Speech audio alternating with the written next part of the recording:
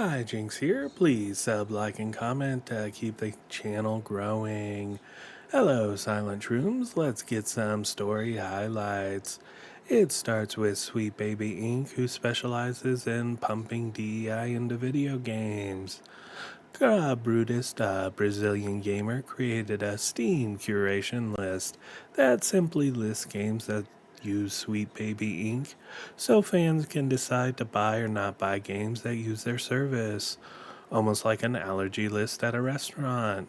Sweet Baby Inc. then tried to get the curation list removed and banned Cabrutus, claiming harassment, then protected their tweets as this fanned the flames and more players heard about the curation group, causing its membership to skyrocket above 300,000. Leader of Sweet Baby Inc. had a video surface about how to intimidate and scare companies into inserting politics or censoring problematic elements with threats of cancellations. Creative working in AAA, which I did for many, many years, put this stuff up to your higher ups. And if they don't see the value in what you're asking for when you ask for consultants, when you ask for research, go have a coffee with your marketing team and just terrify them with the possibility of what's going to happen if they don't give you what you want. Wow, that's extreme. They just threaten to attack those who defy them. Gamers usually hold the view of don't buy games from those who hate you and take your money elsewhere. But wait, take a look at this article from Bounding into Comics. A nonprofit Take This has ties to Homeland Security and your tax dollars, and they defend Sweet Baby Inc. and attack gamers. Look at Take This notable board of directors. Bethesda's marketing VP Pete Hines, Ubisoft's VP of Global Diversity and Inclusion Rashi Sika, and PlayStation's head of Global Portfolio and Acquisitions Chris Chen. How is Take This tied to the US government? Looks like there's a joint project linking them to the Center of Terrorism, Extremism, and Counterterrorism. Odd, US tax dollars are being spent to spy on gamers, who again are being painted as radicals with wrongthink fueled by one side of politics. Take This conjured up an imaginary large-scale harassment campaign by gamers against Sweet Baby Inc., ignoring Sweet Baby own Chris Kindred, who called for a directed and targeted action, which was a mass false reporting campaign against Brutus, a Brazilian gamer who put up a simple curation list for games Sweet Baby worked on up on Steam. The harassing attack against a gamer by Sweet Baby pissed off a huge number of gamers as Sweet Baby went into cry bully mode. Take This ignored their own words, quote, in other words, failure to clearly and unequivocally denounce Gamergate and the harassment and abuse done in its name created a space for that hate and abuse to flourish, spread, and become normalized, end quote.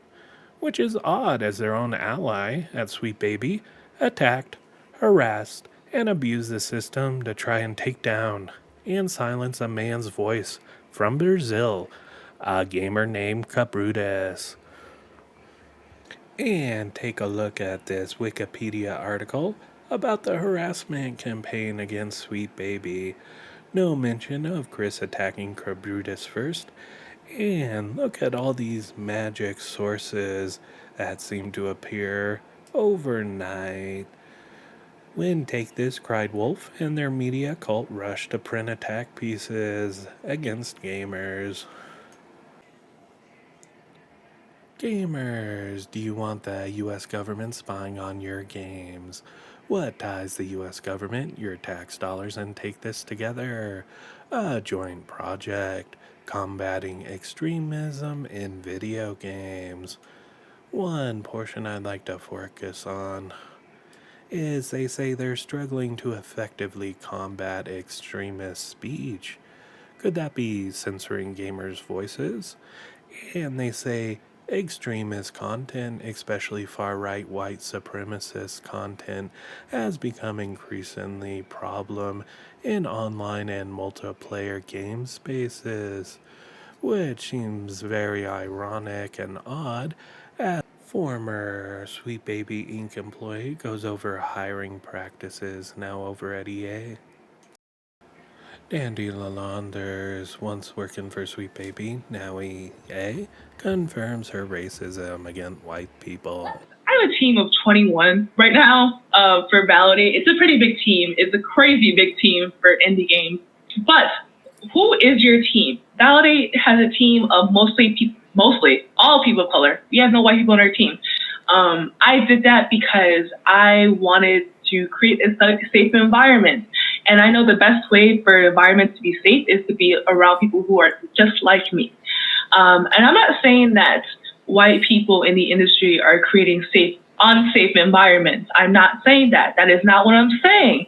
I am saying that sometimes it is hard to work with white people because they think that something may be okay, but it was really a microaggression. And no one wants to deal with that while you're trying to make a game. Gamers, take a look at this Wired article, Protecting Cry Bullies Sweet Baby Inc. They write, accusations bordering on conspiracy, attacks aimed primarily at women and people of color. The idea that video game culture for cis white men is being stolen from them. Gamers, why would men come to that conclusion? It's not like there's a racist company out there with a development team banning white people illegally from being hired, is there? Mostly all people of color. We have no white people on our team. I did that because I wanted to create a safe environment.